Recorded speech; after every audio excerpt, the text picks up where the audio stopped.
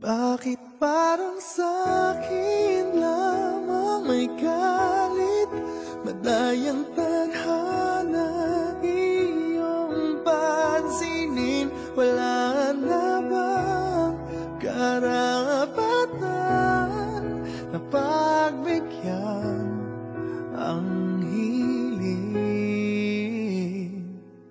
Lumilipad ang aking isip, bigla na lang napapailin.